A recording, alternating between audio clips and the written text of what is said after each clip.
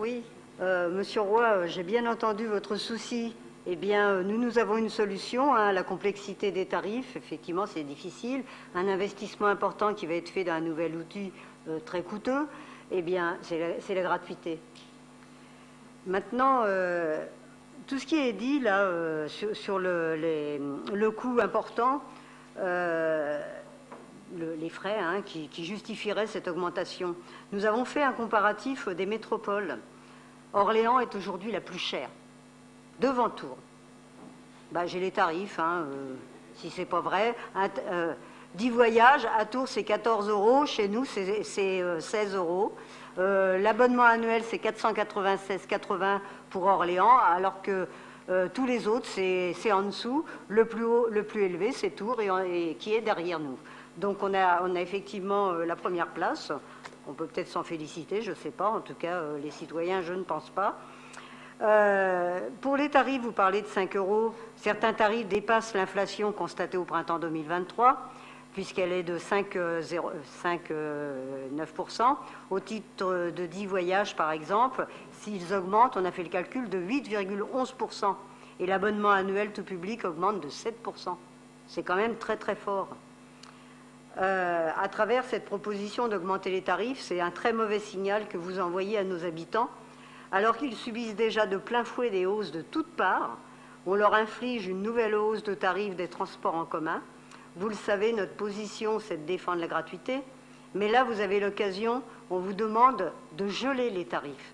C'est déjà un geste important qui pourrait être fait pour aller justement vers la gratuité. Aujourd'hui, on devrait arrêter d'augmenter et justement commencer à compenser. Alors oui, cela a un coût pour la collectivité, mais je vous ferai remarquer que vous ne prenez pas en compte les fortes augmentations justement des citoyens. En plus, il faut savoir que c'est la jeunesse qui va être variable d'ajustement, contrairement à l'intervention que je viens d'entendre. Le tarif pour les jeunes de la métropole doit passer de 192 € à 199 €. C'est une augmentation de 3,6%. C'est lourd pour les étudiants. On sait que c'est eux qui ont payé le prix cher de la situation sanitaire. Et aujourd'hui, on sait que pour un boursier, une augmentation de 7 €, ça représente 7 repas au restaurant universitaire. Donc vous parlez du coût pour la collectivité, certes, effectivement. Ce sont des choix politiques à faire.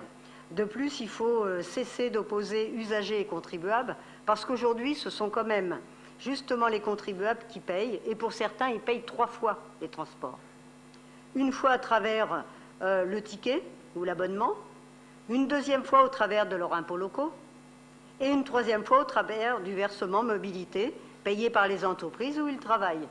Donc la gratuité des transports permet ainsi de mieux redistribuer l'impôt. Aujourd'hui, en augmentant les tarifs, la métropole fait supporter une hausse justement à l'usager, dont la majorité d'entre eux sont contraints, n'ont pas le choix de se déplacer que de prendre les transports en commun. Donc au-delà de la question de l'inflation et de l'aggravation de la précarité due à la hausse des tarifs des transports, se pose la question de la vision à long terme de la métropole. Le 1er janvier 2025, la métropole orléanaise sera concernée par la mise en place des zones à faible émission, les ZFE. Cela aura pour conséquence d'interdire certains véhicules de circuler dans certaines zones de la métropole et donc de mettre en difficulté les foyers populaires qui ne peuvent pas acheter de nouveaux véhicules et seront poussés à prendre les transports en commun. Donc ils prendront de plein pot cette augmentation, dont les tarifs deviennent de moins en moins abordables. Je vous rappelle également que les aides à la personne, c'est souvent des gens qui ont des très bas salaires et des voitures qui ne sont pas électriques. Ils ne pourront même pas aller dans le centre-ville pour aller soigner nos aînés. Donc c'est aussi un mauvais signal au point de vue écologique. Le développement des transports en commun, c'est un moyen fort de nos métropoles pour améliorer la qualité de l'air et pour réduire la circulation automobile.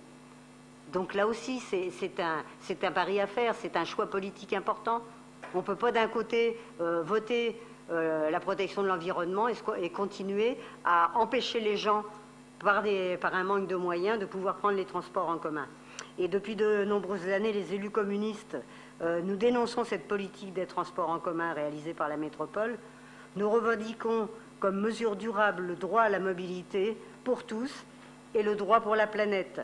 Pour la qualité de vie des usagers, la gratuité des transports Tao, qui est un choix politique fort à faire et non une obligation budgétaire.